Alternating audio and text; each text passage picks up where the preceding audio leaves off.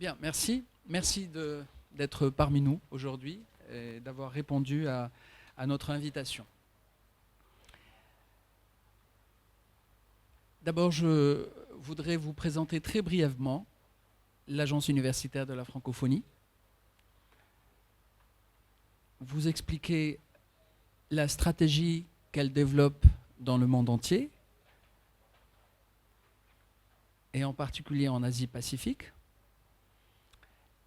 et faire plus particulièrement un point sur l'action auprès des politiques, auprès des universitaires et auprès de la jeunesse.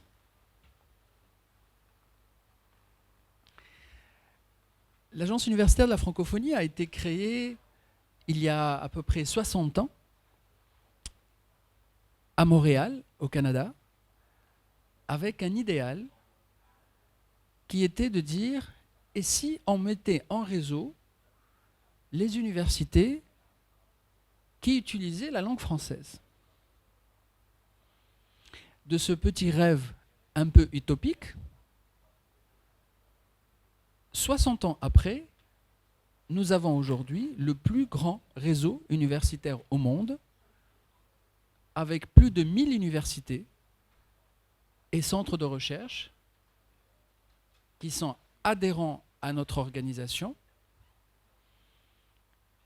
et qui viennent de près de 120 pays. Pourquoi cette précision est importante ? Parce que vous le voyez, les universités qui sont membres de l'AUF ne viennent pas seulement des pays francophones, ou traditionnellement francophones, mais aussi de beaucoup de pays qui ne sont pas francophones ou qui sont très peu francophones, mais qui souhaitent nouer des relations, qui souhaitent avoir de la coopération avec les universités des pays francophones. Nous avons donc une stratégie qui a la capacité de s'adapter au contexte et aux différences des différentes régions et des différents pays. C'est pour ça que, au fur et à mesure que les années passent, l'Agence universitaire de la francophonie a ouvert des bureaux, a ouvert des espaces de service dans différents pays. Et nous sommes particulièrement heureux aujourd'hui de fêter les 30 ans de présence de l'AUF en Asie-Pacifique. 1993-2023, c'est 30 ans d'activité, mais 30 ans d'activité qui se sont beaucoup développés à travers les années. Et aujourd'hui, on a beaucoup plus d'activités, mais surtout beaucoup plus de membres. Et je laisserai tout à l'heure, monsieur le directeur régional, vous donner un peu plus d'informations sur les pays qui sont actifs dans l'espace francophone de l'Asie-Pacifique et le nombre d'établissements qui sont membres chez nous. Mais au début, je voudrais vous expliquer la raison d'être de l'AUF. L'AUF est une organisation apolitique, est une organisation à but non lucratif et une organisation ouverte au monde entier, dont l'objectif est d'accompagner les pays au développement par le savoir et la connaissance. Nous voulons mettre la science et l'éducation au centre de toute réflexion menant à un meilleur développement des pays. Nous savons également aujourd'hui que les problèmes du monde sont de plus en plus complexes. Ils sont multipolaires, multiculturels, et souvent ne connaissent pas les frontières, comme par exemple les problèmes d'environnement ou de climat, ou des problèmes plus sociologiques comme les flux migratoires. comme le travail à l'international. Tous ces sujets nécessitent une mobilisation de l'expertise pluridisciplinaire venant de plusieurs horizons. Nous, ce que nous faisons, c'est que nous mobilisons cette expertise francophone, mais partout dans le monde. Nous proposons donc une vision qui est une vision commune sur le développement par le savoir, mais une opérationnalisation et des actions très adaptées au contexte et aux spécificités locales. Notre méthode de travail est de co-construire les projets avec les pays et les universités qui nous accueillent. Notre organisation n'impose jamais de projet à ses partenaires ou à ses adhérents. Nous faisons régulièrement des enquêtes, des consultations. Je vous appelle d'ailleurs à télécharger gratuitement le livre blanc de la francophonie scientifique sur le site de l'AUF, qui est un livre de plus de 200 pages qui résume une consultation mondiale de plus de 15 000 réponses de partout dans le monde, y compris de l'Asie-Pacifique, des gens, des experts, des universitaires, des politiques, qui sont des experts de l'éducation et de l'université et qui nous donnent leur avis sur comment on peut améliorer les choses dans le monde scientifique. Et à partir de là, nous parlons avec les politiques pour améliorer le rôle de l'université dans le débat politique qui apporte des solutions. Nous pensons à l'AUF qu'il y a beaucoup de compétences de haut niveau qui existent dans les universités et dans les centres de recherche, mais qui ne sont pas assez exploitées dans la recherche de solutions par le monde politique.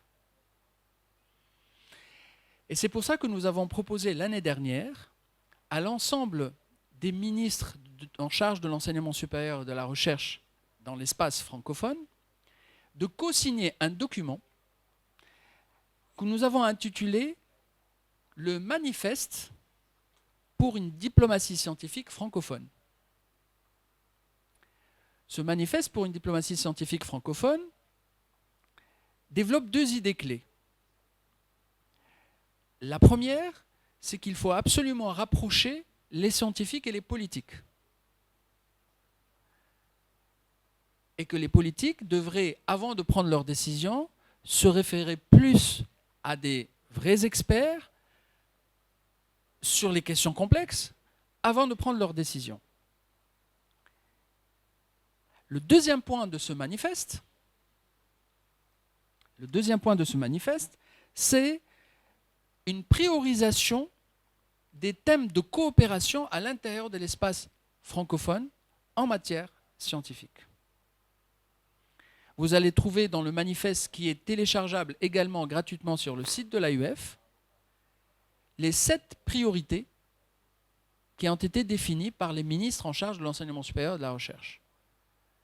On peut trouver notamment la question de la mobilité, la question de l'employabilité et de l'entrepreneuriat, la question de la recherche, la question de la formation des formateurs et plein d'autres sujets au cœur du rôle de l'université.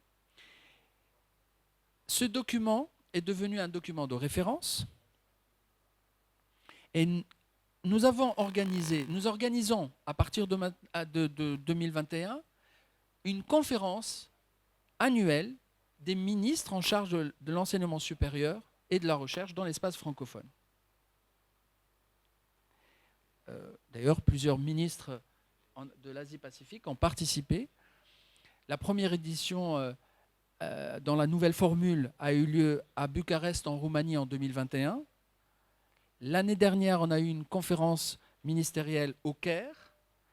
Et cette année, la 3e édition, aura lieu à Québec, au Canada. Et nous avons déjà plus de 20 ministres qui ont confirmé leur présence physique et une dizaine qui vont participer à distance.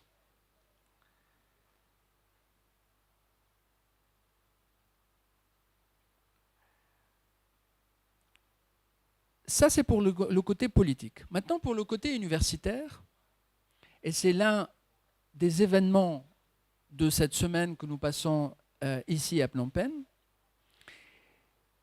nous avons organisé des conférences régionales des recteurs, que nous avons appelées les C2R. C'est quoi une C2R? C'est une instance qui regroupe tous les numéros 1 des établissements membres de l'AUF. Alors, ce n'est pas une rencontre scientifique, mais c'est une rencontre de haut niveau de gouvernance. C'est-à-dire que l'objectif est que les numéros 1, recteurs, présidents d'université, directeur général d'université, se parlent et proposent des projets en commun. L'AUF soutiendra tous les projets de coopération qui seront proposés par les recteurs et les directeurs participants, soit à l'intérieur de l'espace de l'Asie-Pacifique, soit entre l'Asie-Pacifique et les autres régions du monde. Cette instance que nous lançons va être généralisée dans toutes les régions où nous sommes présents et va développer des projets en commun. Bien entendu, je suis à votre disposition pour vous donner de plus amples informations sur le fonctionnement de ces structures et de ces instances. Et je terminerai cette introduction par la jeunesse. Les étudiants francophones existent un peu partout dans le monde. Et j'étais très heureux de rencontrer les étudiants francophones de l'Asie-Pacifique ici, hier. Ils ont fait toute une journée d'études ensemble. Ils venaient de 6 ou 7 pays différents, mais chacun avec des idées très intéressantes. Et tous ces jeunes demandaient à se voir plus, à travailler plus ensemble, à monter des projets ensemble. Et c'est ça l'objectif de les rassembler. Et pour pouvoir bien les rassembler, l'AUF a lancé un réseau de clubs étudiants francophones. On l'a appelé le réseau clé. Alors clé en français, ça veut dire une clé qui ouvre la porte. C'est symbolique, c'est la porte de l'avenir, la porte de la carrière. Mais clé aussi, C-L-E-F, comme club leader étudiant francophone.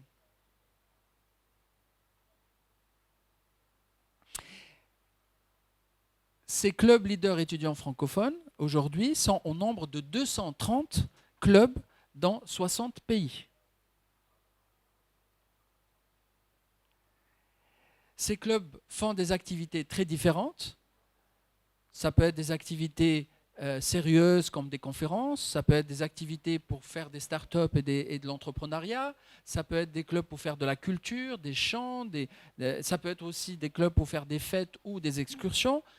Quelle que soit l'activité, ils sont les bienvenus, mais l'essentiel, c'est qu'ils soient bien organisés, qu'ils soient sérieux et qu'ils réalisent leurs activités en français. S'ils répondent à ces conditions, ils ont la labellisation de l'AUF et ils font partie du réseau mondial des clés. Nous avons découvert qu'il y avait un grand besoin de jeunes de se voir, de se rencontrer et de réaliser que la langue française leur ouvre un réseau dans plus de 60 pays. Ça veut dire que les jeunes qui font le choix d'apprendre le français avec une autre langue ou à la place d'une autre langue cela leur ouvre des portes nouvelles que les autres étudiants n'ont pas forcément. Parce que dans les pays peu ou pas francophones, comme en Asie-Pacifique, maîtriser le français est une façon de se distinguer des autres jeunes, est une façon de s'ouvrir des portes que les autres jeunes ne peuvent pas ouvrir, parce que ça leur permet d'être en contact avec des étudiants dans plusieurs autres pays, et demain avec des entreprises dans plusieurs autres pays, qui ne sont pas accessibles en dehors de l'espace francophone. Nous avons beaucoup discuté avec ces jeunes hier, et nous avons senti leur enthousiasme et leur volonté de bien faire, et surtout de convaincre un maximum de leurs amis et copains à apprendre le français avec eux et à faire des activités avec eux.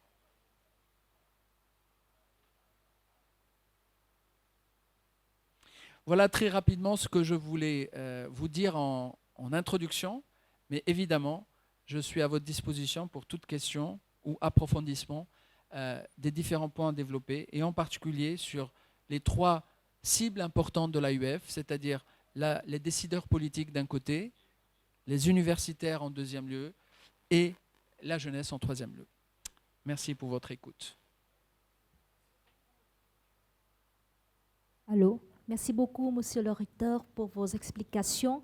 À présent, nous vous invitons à entendre la professeure Marie-Nathalie Leblanc qui nous éclairera sur la conférence des recteurs membres de l'AUF et notamment le concept de cette édition.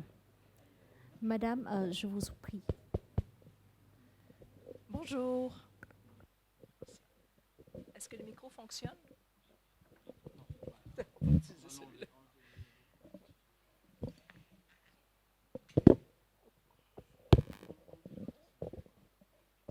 Bonjour. Je vous remercie aussi de votre présence et de votre écoute. Donc, tel que l'a mentionné M. le recteur Albous, les conférences régionales des recteurs sont une nouvelle initiative de l'AUF qui a débuté en juin dernier. Et les premières conférences régionales des recteurs ont eu lieu en juillet, principalement sur le continent africain, et l'ébauche d'une conférence des recteurs en Amérique latine au mois de juin.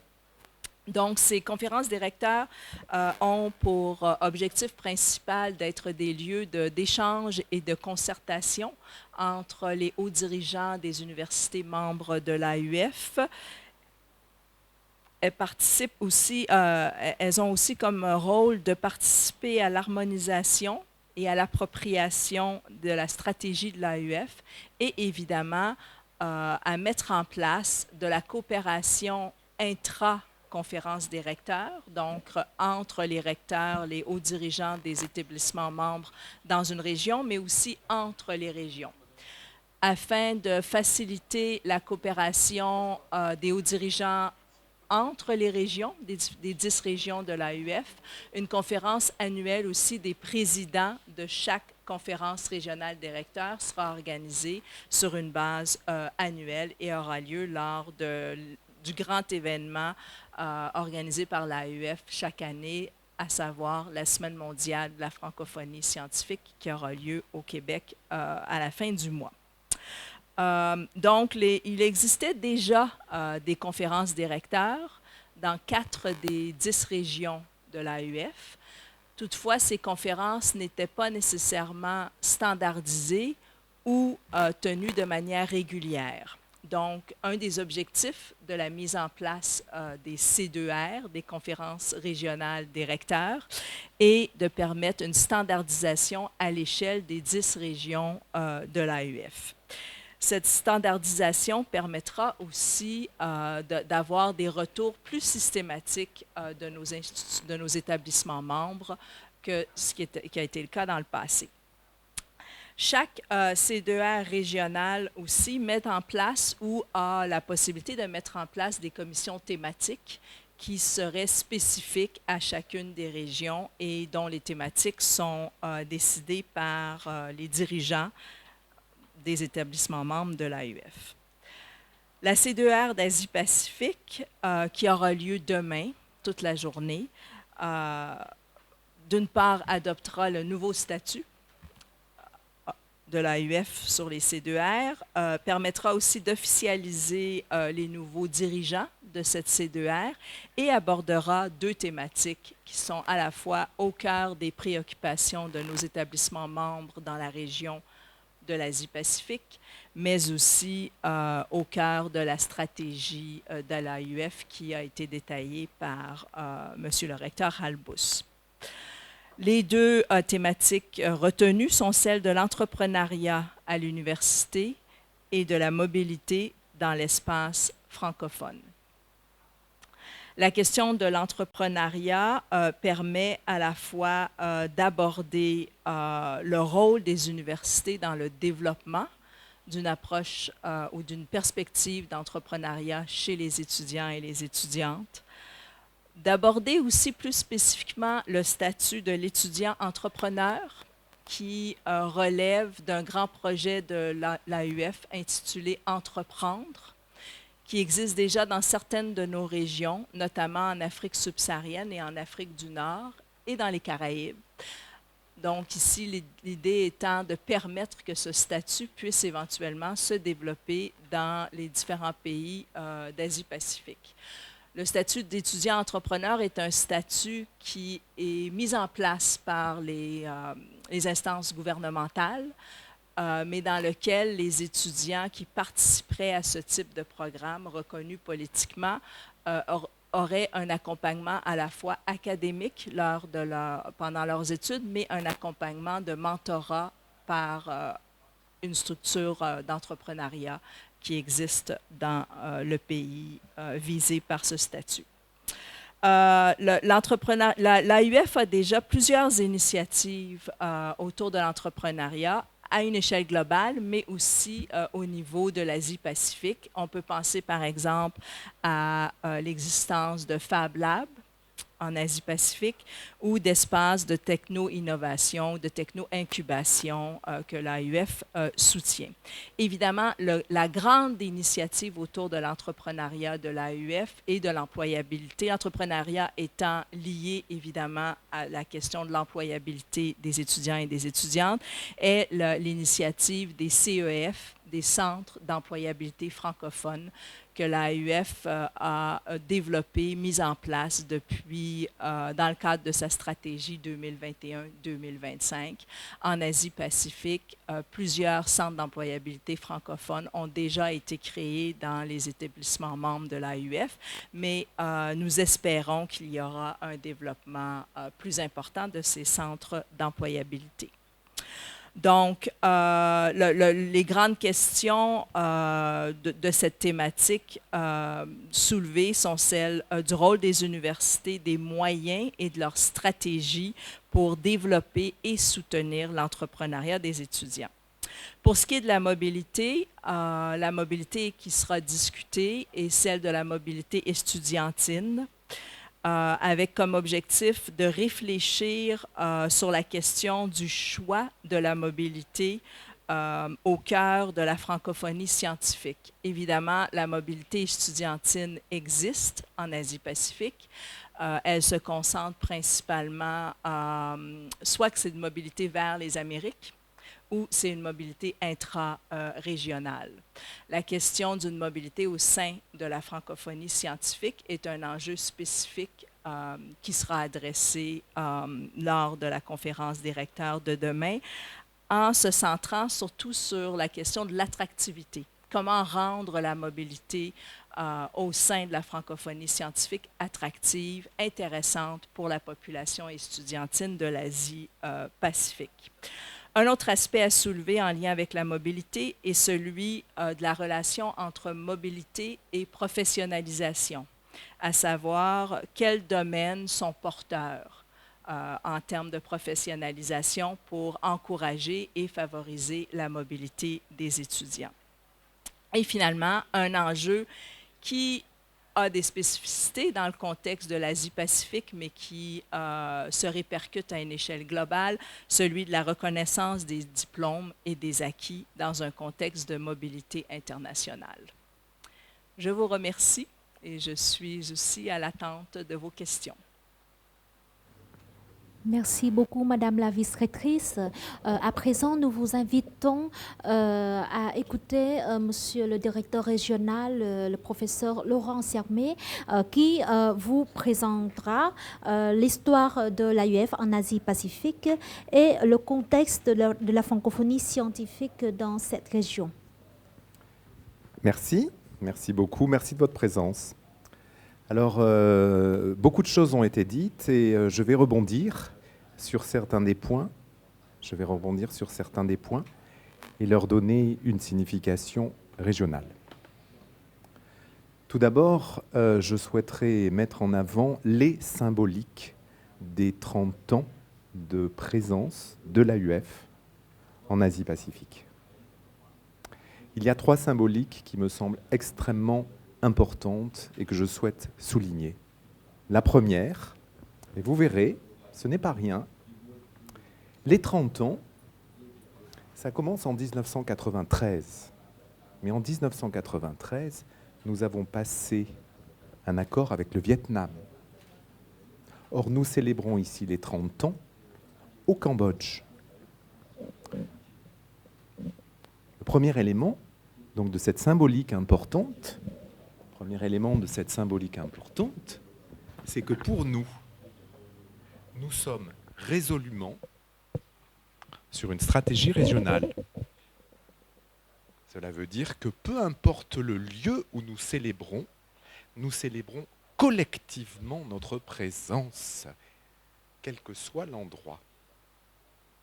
Pour la petite histoire, c'est en 1994 que nous avons passé un accord d'implantation au Cambodge. Et puis en 1996, que nous avons passé un accord d'implantation au Laos. 1997 au Vanuatu. Deuxième élément symbolique de la fête des 30 ans, de la manifestation des 30 ans, c'est les 3 événements que nous organisons ici sur Phnom Penh. 3 en 1, si j'ose dire. Hier, dans cette salle, vous étiez là, pour certains d'entre vous, nous avons réuni les jeunes francophones d'Asie-Pacifique. 16 clubs, voilà un chiffre, voilà, régional. 16 clubs venant du maximum de pays d'Asie-Pacifique, à savoir les 4 pays d'Asie du Sud-Est, le Vietnam, le Cambodge, le Laos, la Thaïlande, et 3 venant de l'Asie du Nord, la Mongolie, et nous avons parmi nous un journaliste mongol, puis la Corée, et puis 2 clubs venant de Chine. Nous organisons aujourd'hui la cérémonie des 30 ans, tout à l'heure, et demain, Madame la vice-rectrice vient d'en parler, nous organisons la conférence régionale des recteurs. Je souhaite ajouter un mot là-dessus. Demain, c'est une nouvelle formule qui est à l'œuvre. Mais en réalité, les conférences régionales des recteurs, nous en avons déjà organisé 13 depuis l'an 2000. Nous sommes à notre 14e édition de conférence régionale.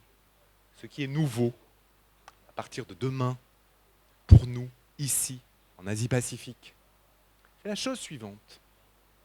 C'est que nous aurons un règlement commun à toutes les régions de l'agence universitaire de la francophonie. Il y a 10 régions de l'agence universitaire. Madame la vice-rectrice a dit que jusqu'à présent, seules 4 régions avaient une conférence. Maintenant, il y aura 10 conférences avec un règlement commun. Demain, nous allons élire le premier président de cette conférence nouveau format, nouvelle formule. Donc, ces trois événements montrent le poids symbolique que nous voulons donner à ces 30 ans. Et puis le dernier élément symbolique qui me semble très intéressant, il se comprend à la lumière de ces deux livrables. Ces livrables ont été faits par, en particulier, le service de communication de Paris et de Hanoï, qui est représenté ici par ma collègue, Madame Nia. Alors ici, vous avez les 30 ans, vous avez le passé, vous avez les alumni, vous avez les anciens directeurs, les anciens employés, les anciens bénéficiaires. Et vous avez 30 ans de témoignages qui restituent époque par époque, lieu par lieu, pays par pays, ce qu'ils ont vécu, l'aventure de l'AUF. Et puis, vous avez un second livrable, c'est le livrable d'aujourd'hui. Je rebondis sur ce que disait Monsieur le Recteur, la jeunesse, notre nouvelle orientation en francophonie scientifique sur la jeunesse. Et ça, cela a été écrit par les différents clubs que nous avons invités hier à se retrouver. Donc nous faisons le lien symbolique entre le passé, le présent et le futur. Monsieur le recteur a parlé de la semaine mondiale à la francophonie scientifique. Cette semaine mondiale va se dérouler à la fin du mois d'octobre. Et il y aura notamment une séance importante de réunion ministérielle. C'est la 7e réunion ministérielle que l'AUF organise. Et sous la responsabilité de Monsieur le recteur, c'est la 3e conférence ministérielle. Donc il y a eu la 5e, la 6e et il y aura la 7e. Nous envoyons, si nous pouvons dire les choses comme ça, 2 ministres en présentiel. Il y aura une représentation ministérielle du ministre de l'Éducation, de la Jeunesse et des Sports du Cambodge. Et il y aura une représentation du ministère de l'Éducation et de la Formation du Laos, en présentiel. Et puis nous aurons en distanciel le ministère de l'Éducation et de la Formation du Vietnam. Nous avons une bonne représentation ministérielle. Et comme ça, je pense que le point de vue politique dont on parlait à l'instant, de l'Asie, pourra être représenté. Je rebondis également sur le fait que Madame la vice-rectrice a évoqué les activités que nous avons en matière d'employabilité. Dans la région, effectivement, nous avons 10 centres d'employabilité francophones qui sont répartis finalement dans les pays avec lesquels, pour l'instant, nous avons les liens les plus forts. Au Vietnam, nous avons 3 centres d'employabilité dans les 3 grandes régions du pays. Un au nord, à Hanoï, un au sud, à la grande ville économique du Vietnam, à Ho Chi Minh, et puis un au centre. C'est le dernier arrivé. Ici au Cambodge, nous avons 2 centres d'employabilité. L'un se trouve à l'ITC, l'Institut de technologie du Cambodge, qui nous héberge, où nous avons nos personnels et nos bureaux, ici à Phnom Penh. Et puis nous avons fait le choix d'installer en province un second centre d'employabilité francophone à Battambang, qui est une ville où le développement économique, la relation avec la Thaïlande tout proche, nous a semblé opportun pour installer un second centre d'employabilité. Monsieur le recteur ? Bien sûr, bien évidemment. Nous avons un centre d'employabilité au Laos, à Vientiane, voilà. Mais nous avons aussi dans les pays qui nous sont plus éloignés, enfin toujours dans la péninsule, nous avons un Rangsit en Thaïlande, à Bangkok. Et puis, plus loin, plus éloigné, nous avons un centre d'employabilité à Shanghai, un centre d'employabilité à Ulaanbaatar, et plus loin encore dans la zone Pacifique, nous en avons un sur le Vanuatu, le pays, l'archipel du Vanuatu, qui se trouve à l'est de l'Australie, en plein océan Pacifique. Monsieur le recteur, effectivement, demande de vous présenter la région elle-même. La région elle-même se présente de la façon suivante. C'est une région immense, l'Asie et le Pacifique. Dans le Pacifique, ce sont des pays insulaires et donc des universités dans des pays insulaires. L'université la plus éloignée, c'est l'université de Polynésie française.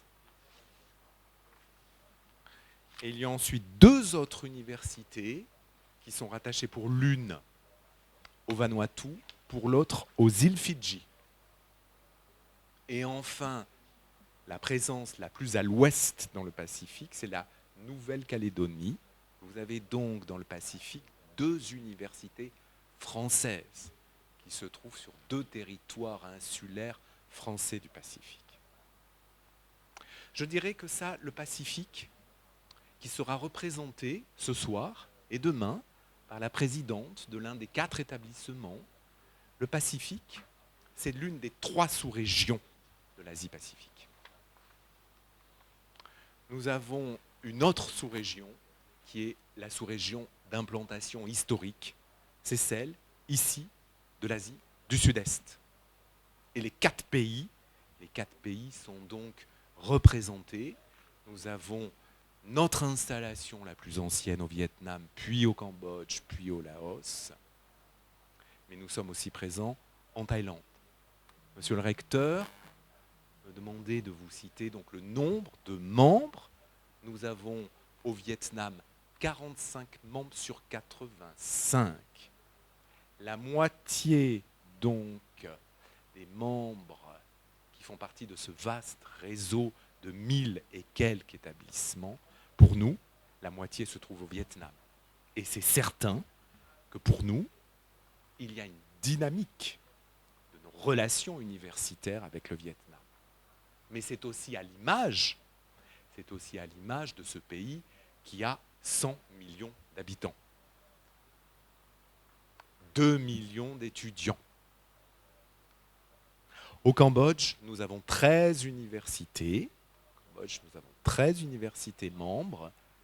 La plupart, et ça restitue le développement urbain et social du pays, la plupart de ces membres, 11 sur 13, sont dans la capitale.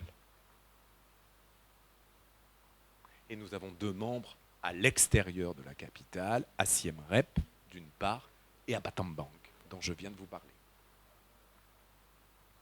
Le Laos, nous avons 5 membres. La Thaïlande, nous avons une politique d'ouverture vers la Thaïlande. Nous avons actuellement 4 membres et j'espère que nous allons pouvoir augmenter nos membres.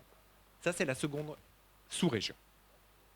C'est celle où nous sommes le plus implantés, à la fois historiquement, d'une part, et d'autre part, le plus implanté par le nombre de nos activités, parce que beaucoup de nos personnels, il y a 40 personnels en Asie-Pacifique, beaucoup de nos personnels se trouvent en Asie du Sud-Est. 31 sur 35. La troisième et dernière sous-région, c'est un enjeu pour nous extrêmement important de développement, c'est l'Asie du Nord. En Asie du Nord, nous avons la Chine, 10 établissements, la Corée, 3 établissements, le Japon, 1 établissement, nous cherchons à en avoir d'autres, et puis, pour terminer, la Mongolie, où nous avons une alliée fidèle, une collègue très francophone, un peu à l'image de notre journaliste présent de Mongolie. Donc nous avons une belle implantation, mais avec des problématiques qui, quand même, sont très différentes, tout à la fois dans les sous-régions, mais je dirais également des problématiques qui sont aussi très différentes pays par pays. Et finalement, mon expérience de directeur régional me fait comprendre qu'il y a 4 niveaux d'intervention. Monsieur le recteur a parlé du premier niveau d'intervention, le plus global, c'est-à-dire le niveau monde.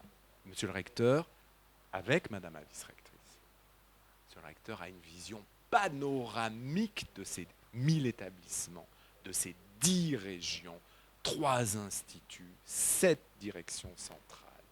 Donc il a une vision énorme. Il y a un deuxième niveau qui est le niveau régional. Et comme vous le comprenez, chacune de ces 10 régions a sa singularité.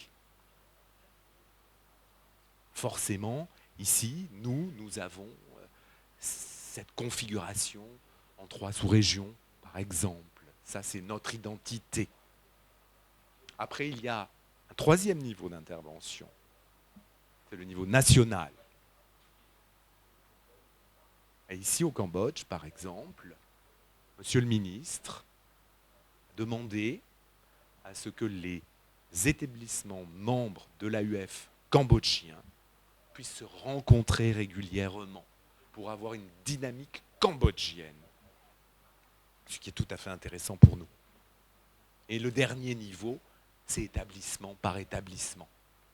Et nous voyons très bien que les établissements n'ont pas les mêmes types de réactivité, n'ont pas les mêmes types de présence. Enfin, je terminerai avec quelques mots. En Asie-Pacifique, la francophonie est particulière, elle est propre, elle est exaltante. Premièrement, c'est une francophonie de choix. Il faut choisir de parler français. Il faut un plus. C'est volontaire, c'est du volontarisme. C'est un point qui est extrêmement important, je crois. Monsieur le recteur l'a dit hier, et je trouve que c'est très bien retracé, cette francophonie aussi, en Asie. C'est une francophonie de la diversité culturelle. Ici, les échanges interculturels entre la francophonie d'un côté, la diversité des cultures nationales, fait que cette francophonie est d'une très grande richesse. Également, on peut dire sur cette francophonie qu'elle est, après le choix, après la diversité, une francophonie qui n'est pas simplement professionnelle, estudiantine, c'est aussi une francophonie de l'amitié. Cette amitié qui s'est tissée, qui s'est nouée, vous en retrouverez témoignage dans le livret des 30 ans. Mais c'est aussi une francophonie pragmatique. Les jeunes qui viennent à nous disent tout le temps, la francophonie, pourquoi faire? Et nous devons, en responsabilité, leur donner des éléments de notre utilité professionnalisante. Voilà quelques mots, j'espère complémentaires avec ce que Monsieur le recteur, Madame la vice-rectrice ont dit. Et s'il y a des questions, j'y répondrai avec plaisir. Merci beaucoup, Monsieur le directeur. Mesdames et messieurs, nous vous invitons à passer maintenant à la séance questions-réponses. Nous vous encourageons vraiment de poser les questions à nos intervenants. C'est l'occasion d'obtenir des informations supplémentaires, d'éclairer des points évoqués. Donc, n'hésitez surtout pas. S'il vous plaît.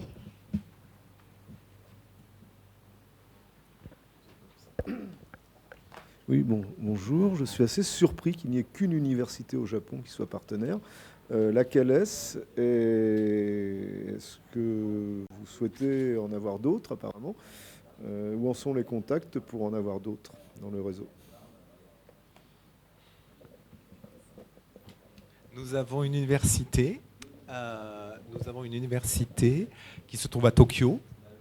Nous avons une relation avec l'université de Chuo. qui est une belle université. Le collègue que j'ai rencontré à Tokyo au mois de janvier dernier est un spécialiste de Balzac. Il a dirigé la maison franco-japonaise de Paris et c'est un allié fidèle. Nous l'avons mis comme un expert dans l'une de nos 2 instances de gouvernance. Malheureusement, voilà, il va prendre sa retraite dans quelques temps. Et est-ce que nous avons des contacts? Oui, bien sûr. Quand je suis allé à Tokyo au mois de janvier, donc, excusez-moi, je me répète, nous avons fait une séance de présentation de la francophonie conjointe entre l'OIF et l'AUF. Est-ce que vous savez ou pas, mais que Hanoï a le siège 1 de l'AUF et 2 de l'OIF pour l'Asie-Pacifique. Donc nous sommes allés parler devant les ambassadeurs francophones et les autres institutions de l'intérêt de la francophonie pour le Japon. Bien. Nous avons un contact très proche avec le président de la Société japonaise de didactique française qui pourrait adhérer. Et puis bien évidemment que je suis preneur de développement avec les liens que nous avons avec l'ambassade de France, la conseillère de coopération culturelle, Madame Penilla, directrice de l'Institut.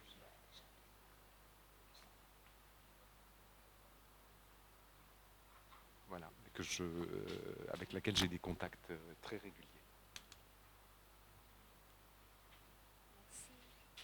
Est-ce qu'il y a d'autres questions?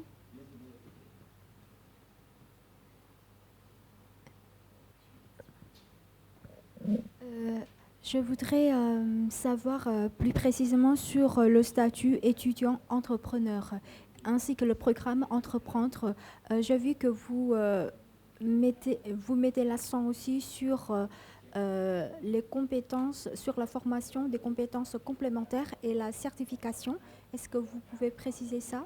Et est-ce que l'AUF soutenir aussi des projets start-up chez les étudiants francophones ou bien des alumni francophones, sachant que l'Asie-Pacifique c'est une région très dynamique, très émergente, et on peut constater un très grand besoin de start-up auprès des jeunes entrepreneurs. Merci pour votre question. Alors, le programme Entreprendre est un programme qui est venu en réponse à une priorité qui a été exprimée par quasiment toutes les universités membres de l'AUF et tous les politiques des pays où nous sommes présents, pour dire que l'employabilité des diplômés de l'université est une priorité absolue. Et dans beaucoup de pays, il y a parfois un décalage entre ce que forme l'université et les besoins spécifiques de l'économie du pays. Donc on peut avoir des diplômés qui sont d'excellents diplômés, mais dans la formation ne correspond pas au tissu économique du pays. Et donc, ça, du coup, des gens bien se retrouvent en chômage après plusieurs années d'université, ce qui est inacceptable. C'est de là que vient le programme Entreprendre. On a dit, l'AUF doit proposer une solution structurante. Quelle est cette solution que nous proposons? C'est une solution qui est composée de 3 grands éléments. Le premier élément, c'est de créer des structures institutionnelles dans les universités qui accompagnent les étudiants vers l'emploi. Pourquoi dans les universités? Parce que nous proposons des formations complémentaires, nous proposons un accompagnement aux étudiants avant leur diplomation, avant de sortir sur le marché de l'emploi. Nous faisons des bilans de compétences et nous proposons des formations complémentaires à ce que fait l'université. Et souvent, ce sont des formations dans le savoir-faire, le savoir-être, ce qu'on appelle les soft skills, beaucoup plus que des formations techniques. Nous proposons également des certifications professionnelles, parce que nous avons remarqué qu'auprès des entreprises, ces certifications font totalement la différence. Entre un étudiant qui dit « moi je maîtrise bien les technologies » et entre un étudiant qui vient avec une certification en nouvelles technologies, il est automatiquement recruté en priorité. Pour pouvoir faire tout un programme d'accompagnement, de formation, de certification, il fallait une structure qui accompagne ça, et ce sont les centres d'employabilité francophones dont a parlé Monsieur le directeur et Madame la vice-rectrice. Ces centres d'employabilité sont en plus en réseau, puisque nous avons aujourd'hui près de 70 centres dans une cinquantaine de pays, et chaque pays donne son expérience aux autres pays, des expériences qui ont marché, des actions qui ont été positives. Et donc il y a un échange d'expérience permanent, il y a un échange d'expertise, et tous ces centres sont aujourd'hui en réseau sur une plateforme qui permet d'échanger les pratiques d'un pays à l'autre. Et comme vous l'avez entendu, il y a parmi ces centres une dizaine dans la région Asie-Pacifique. La deuxième composante, c'est la composante entrepreneuriale. C'est-à-dire que nous considérons que l'entrepreneuriat, la création de start-up, est une des solutions. Ce n'est pas la solution, ce n'est pas la seule solution, attention. Parce qu'il y a des gens qui disent que c'est l'entrepreneuriat qui va ouvrir tout le problème de chômage. Ce n'est pas vrai. Mais une partie de la solution. Ça serait trop facile. Et donc, nous, ce qu'on a dit, c'est qu'il y a un pôle dans les CEF qui est dédié à la pré-incubation. Ça veut dire quoi, une pré-incubation? C'est la préparation des étudiants à être des porteurs de projets, pour éviter les grands échecs, pour éviter que les incubateurs aient des étudiants qui ne soient pas préparés au projet. Donc, on fait des formations à l'esprit entrepreneurial, on fait des formations sur la gestion de projet pour tous les étudiants. Mais les animateurs de centre sont formés pour détecter les étudiants qui ont le profil réel d'un entrepreneur. Et ceux qui sont détectés comme ayant le bon profil, ils sont proposés aux incubateurs pour augmenter le taux de succès. Ça, c'est la deuxième composante qui est très importante. Et la troisième composante, c'est l'accompagnement des pays qui le souhaitent dans la réforme des curricula dans les universités. Et ça prend plus de temps. Parce que ce que nous proposons avec les centres d'employabilité, c'est immédiat. C'est des formations professionnelles courtes, immédiates, qui donnent des outils supplémentaires aux étudiants pour être tout de suite employables. Mais l'idéal, au lieu d'avoir des centres, c'est que ce que nous enseignons dans les centres d'employabilité soit enseigné dans les cours. Mais pour qu'on change les plaquettes des cours, ça prend beaucoup plus de temps. C'est des réformes de fond, ça prend 5 ans, 10 ans dans certains pays. Donc, nous faisons les deux en même temps. C'est pour ça qu'aujourd'hui, nous sommes partenaires de plusieurs pays qui font les états généraux de leur enseignement supérieur de recherche. En 2022, oui, nous avons fait les états généraux au Liban, par exemple, et les états généraux au Congo-Brazzaville. Dans ces deux pays, l'AUF a co-organisé avec le gouvernement des états généraux pendant des mois, toute une année d'ateliers, de panels, des travaux, et à la fin, on a édité un rapport qui est une sorte de feuille de route sur comment aller vers un meilleur système d'enseignement supérieur et surtout la question de l'emploi. Donc quels sont les modules qui doivent être introduits dans les cours pour qu'on prépare l'étudiant dès sa formation à l'employabilité. Voilà, je m'arrêterai là. Donc les trois composantes. Donc une composante à long terme sur l'amélioration des curricula, une composante immédiate sur des centres qui proposent des formations, et je dois préciser que 90% des formations sont gratuites. Les seules quelques formations payantes, c'est lorsque il y a un coût très élevé des formations certifiantes. L'étudiant paye une partie très symbolique. Mais sinon, la plupart des formations sont entièrement gratuites et prises en charge par l'AUF. Voilà.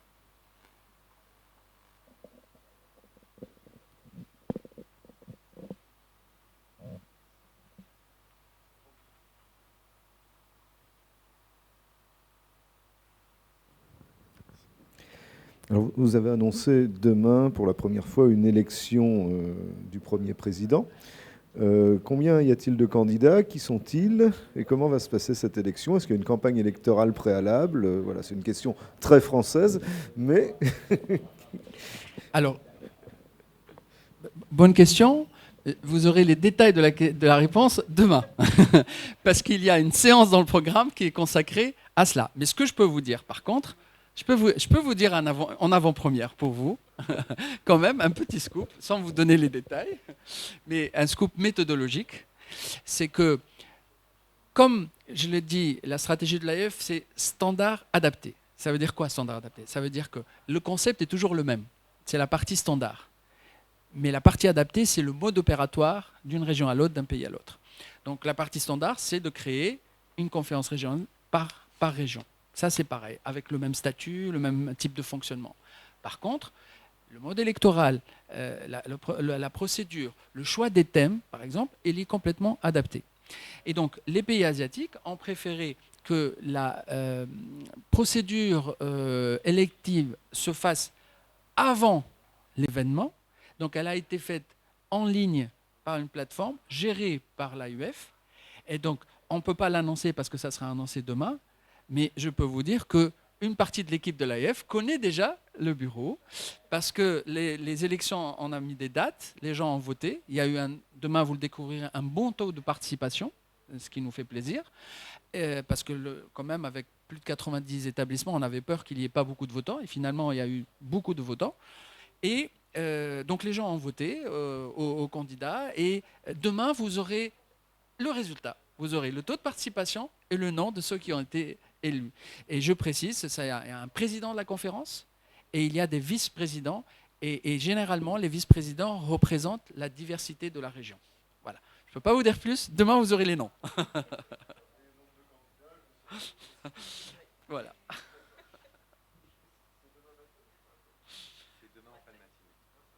Fin de matinée.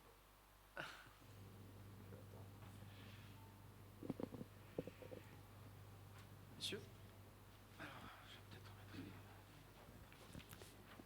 លោកបាទជំរាបសួរខ្ញុំឈ្មោះញ៉ែមសុផលជា Senior Reporter មកពីកាសែតរស្មីកម្ពុជា Daily បាទខ្ញុំមានសំណួរទី1ចង់ជំរាបសួរថាហេតុអីបានជាវេទិកាហ្នឹងខាង AOF ហ្នឹងជ្រើសរើសយកកម្ពុជាធ្វើជាម្ចាស់ផ្ទះបាទហើយសំណួរទី2តកតងទៅនឹងនិន្នាការរៀនភាសាបារាំងនៅស្រុកខ្មែរយើងឃើញថានិន្នាការរៀនភាសាបារាំងហ្នឹងគឺមានការធ្លាក់ចុះបើយើងប្រៀបធៀបពីមុនចង់ជំរាបសួរទៅខាង AOF ថាតើខាង AOF មានយុទ្ធសាស្ត្រឬក៏មានវិធីសាស្ត្រយ៉ាងណាដែរដើម្បីស្ដារឲ្យការរៀនភាសាបារាំងនៅកម្ពុជានឹងមានសន្ទុះឡើងវិញបាទសូមអរគុណ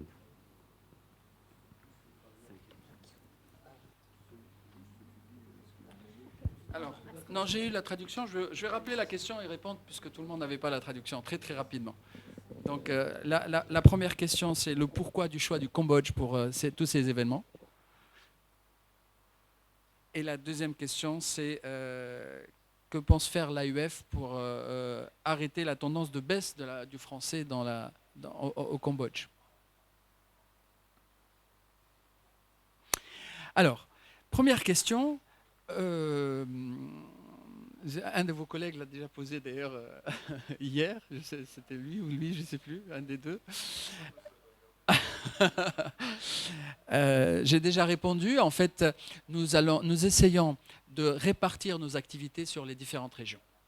Et donc, ce grand événement a eu lieu au Cambodge cette année. L'année prochaine, il pourrait y avoir dans un autre pays de la région. Notre objectif, c'est de diversifier l'activité et ne pas faire toute l'activité au Vietnam, parce que le Vietnam, c'est normal, on fait beaucoup d'activités au Vietnam parce que c'est le lieu de notre bureau régional. C'est le lieu le pays où il y a le plus de membres. Donc, on a eu pendant longtemps la tendance à faire beaucoup d'activités au Vietnam. Et aujourd'hui, on veut répartir l'activité sur l'ensemble des autres pays.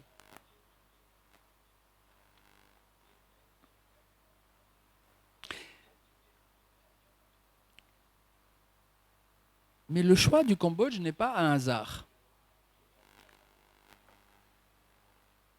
Parce que lors de ma visite officielle au Cambodge en mars 2023, il n'y a pas très longtemps, nous avons rencontré les autorités, nous avons rencontré les responsables universitaires ici, nous avons rencontré des jeunes et nous avons senti qu'il y avait une vraie demande, une vraie appétence à l'égard de la langue française.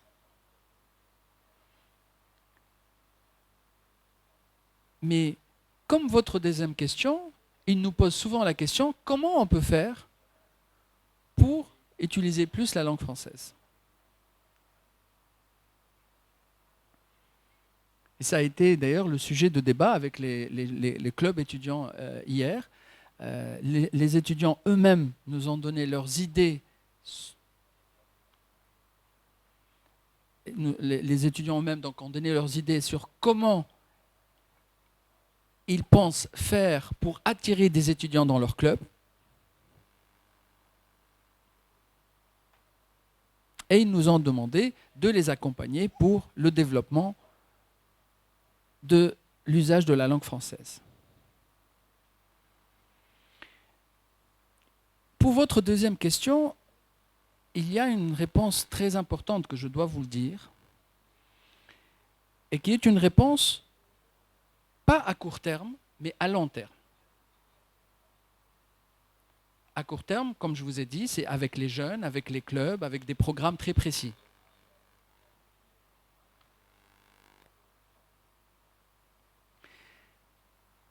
La réponse à long terme est la suivante. Sur les 20 à 30 dernières années, nous avons collectivement, y compris les pays francophones, développé l'argument à nos jeunes et à nos étudiants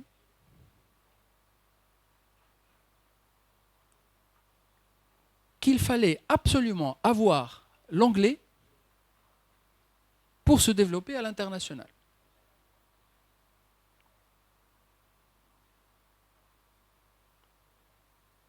Et nous avons insisté, nous avons dit ça à nos étudiants,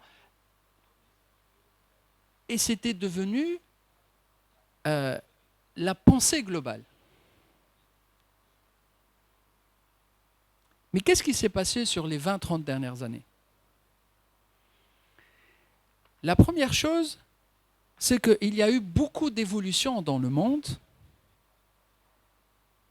qui ont montré la diversité du monde et la complexité des problèmes qui ne peuvent pas être solutionnés par une seule langue, une seule pensée.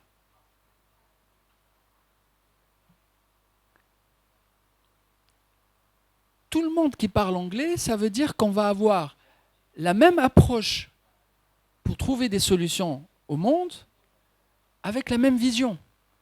Ça ne peut pas marcher. Aujourd'hui, le résultat de la globalisation est très mélangé.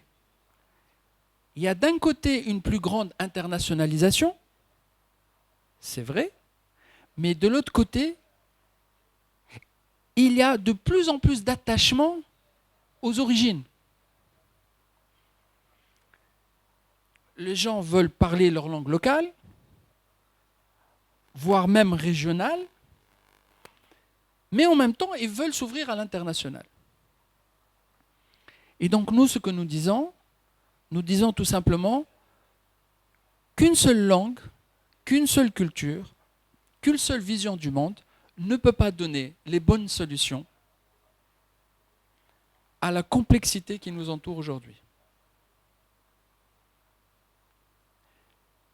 C'est pour ça que nous développons la francophonie dans une approche plurilingue, avec le respect des langues nationales, avec l'utilisation de la traduction lorsque cela est nécessaire,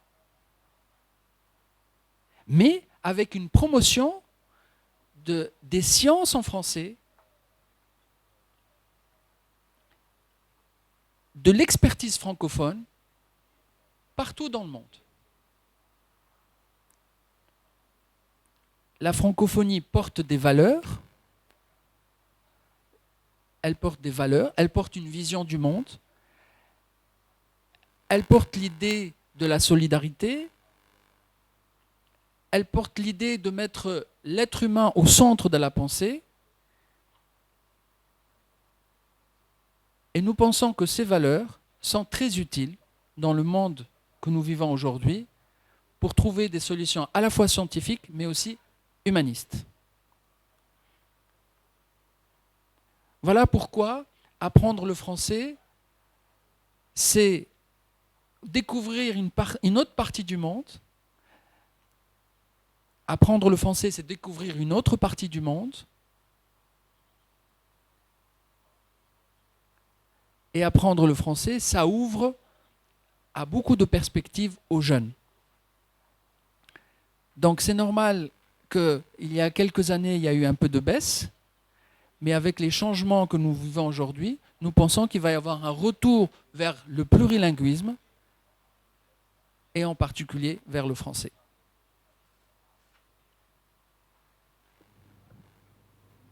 Merci beaucoup. Est-ce qu'il y a encore des questions dans la salle?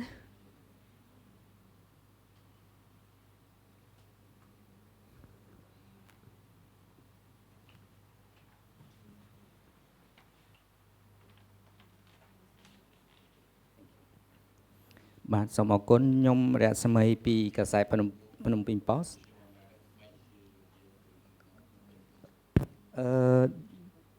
តាមខ្ញុំយល់ខ្ញុំដឹងថាទី1ដែលការប្រើប្រាស់ភាសាហ្នឹងមិនថាជាភាសាបារាំងភាសាអង់គ្លេសទេគឺតាក់ទងនឹងពាណិជ្ជកម្មនិងសេដ្ឋកិច្ច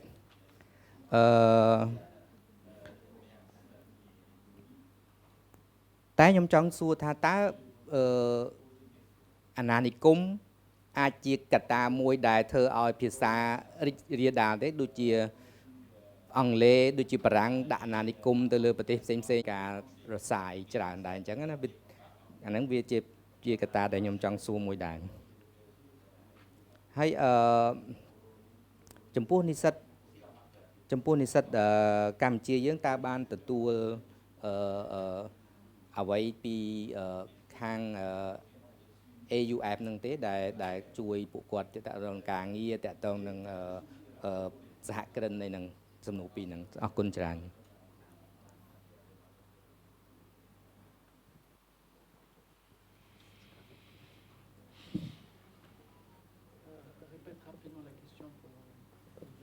Oui, deux questions distinctes. Le rôle de la colonisation française dans la langue, et puis d'autre part le soutien aux étudiants cambodgiens concernant l'employabilité.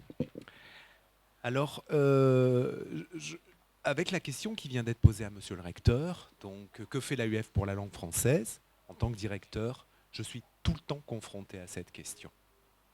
Je pense que l'entrée que vous faites est une entrée historique.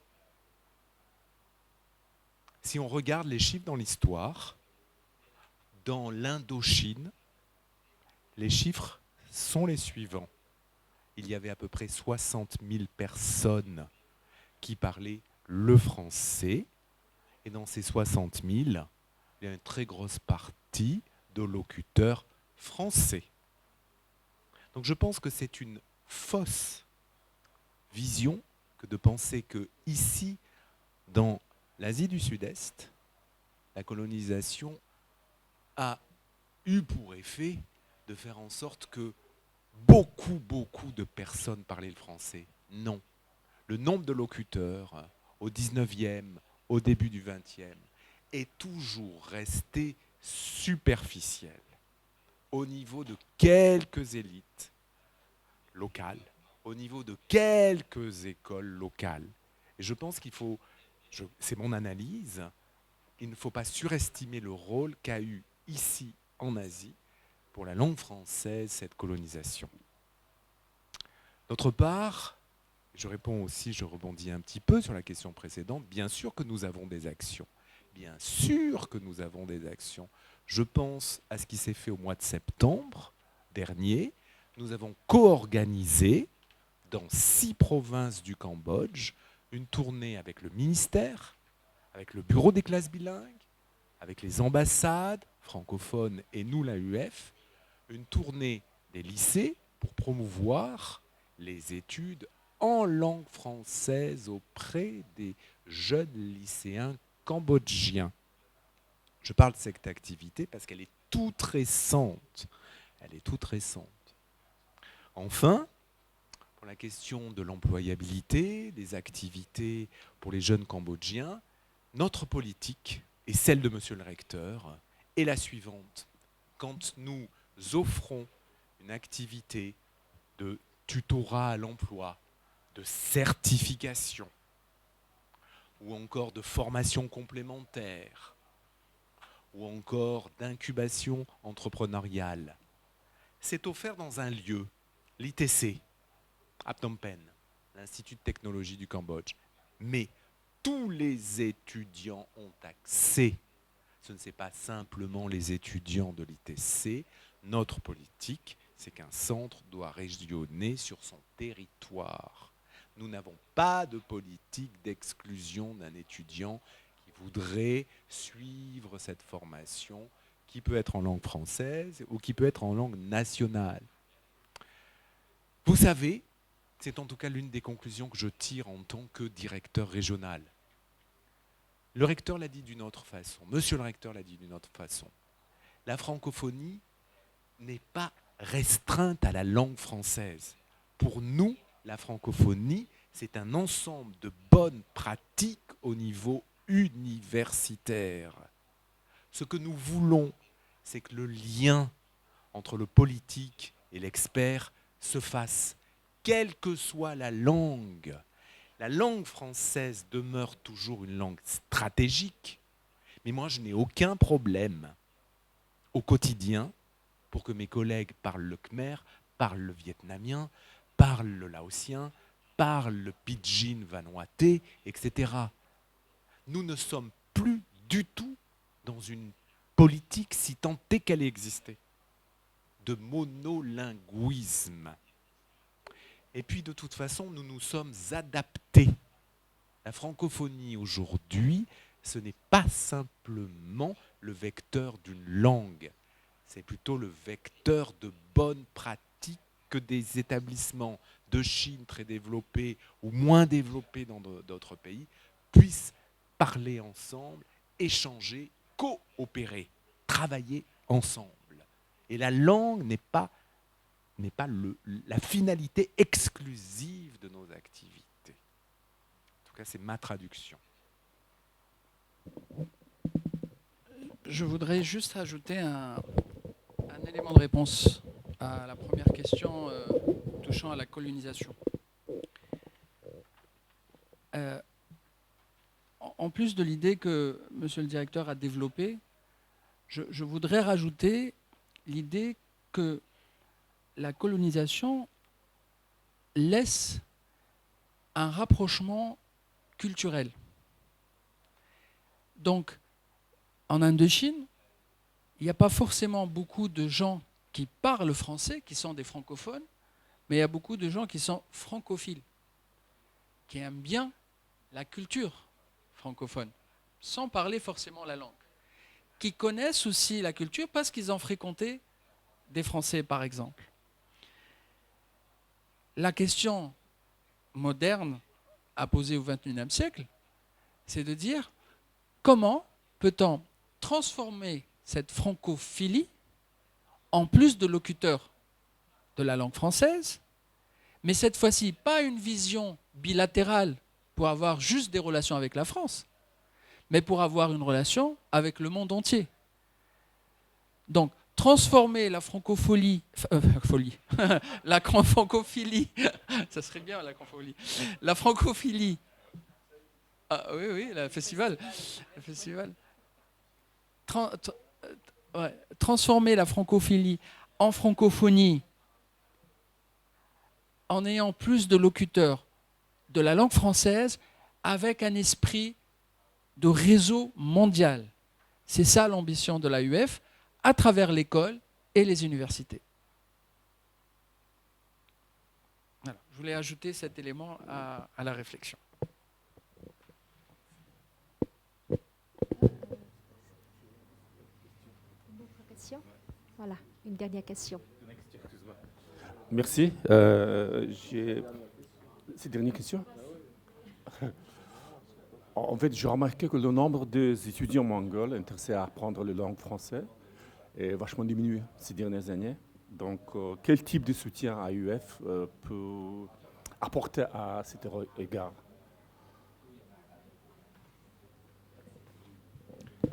Je pense que nous devons regarder droit dans les yeux cette question. Pour moi, directeur régional, elle se pose, comme je disais à l'instant, au quotidien. Quels sont nos moyens? Qui on peut atteindre? Bon, très bien. Mais il faut aussi être honnête entre nous et accepter de dire que l'AUF ne peut pas tout faire. L'AUF ne peut pas tout faire. Nous avons besoin du soutien des ambassades francophones, et pas simplement l'ambassade de France.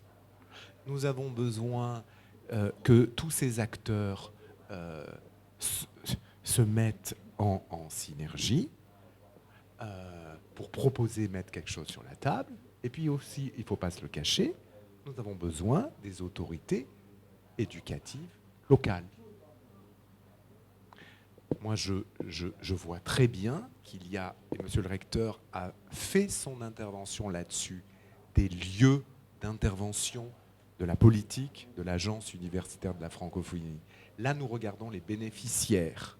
Et c'est vrai que la question se pose objectivement. Mais l'action, la vision sur les bénéficiaires n'est pas le seul biais par lequel nous pouvons et devons agir. Et je crois que la question que vous posez nécessite un travail collectif. Les autorités éducatives locales, les universités locales, font-elles le choix de cette francophonie? Les ambassades francophones appuient-elles réellement ou un peu ce choix de francophonie? Ce n'est pas toujours le cas. L'écosystème universitaire, c'est-à-dire les entreprises francophones, embauchent-elles les jeunes pour leurs compétences de langue française? Ce n'est pas toujours le cas. Et nous, en bout de course ou au début de course, eh bien, nous devons agir avec tout cet ensemble de paramètres, sachant que, évidemment, comme je le disais à l'instant, la politique de soutien à la langue française est l'une de nos activités. Ce n'est pas notre activité principale. Ce n'est plus notre activité principale ici en Asie-Pacifique. C'est bien, c'est pas bien, je ne sais pas, mais de fait, l'AUF s'est transformée et elle est une agence d'appui à l'enseignement supérieur. Elle n'est pas une agence de la langue française.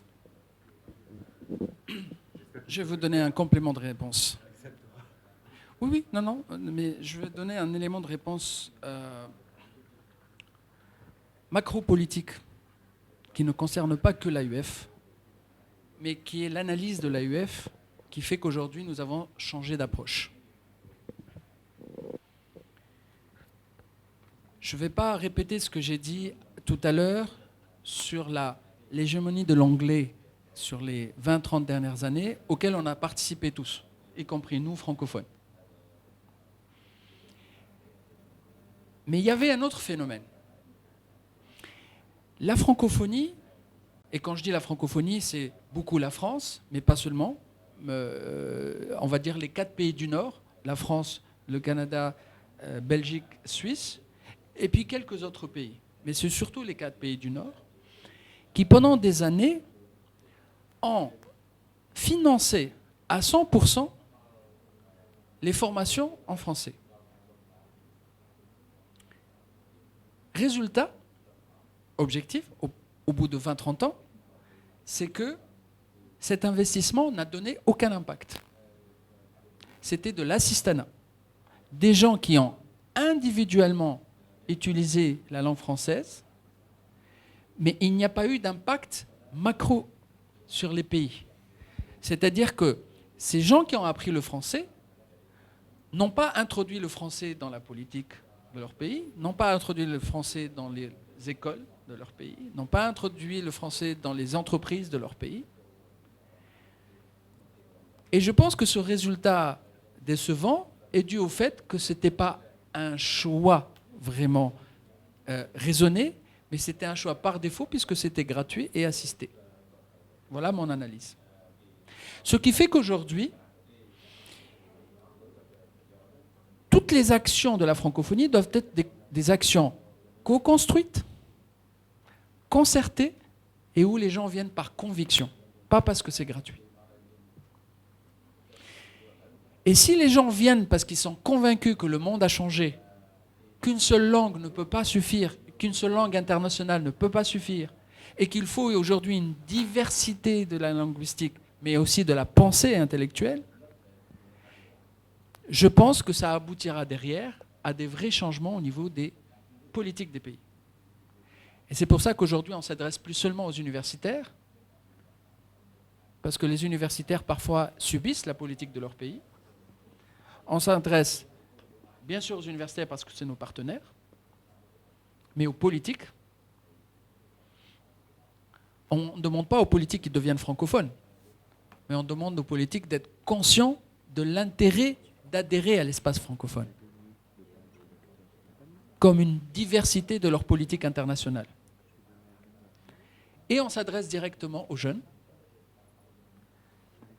parce que s'il y a un changement de l'image de la langue française, elle ne peut se faire qu'avec les jeunes.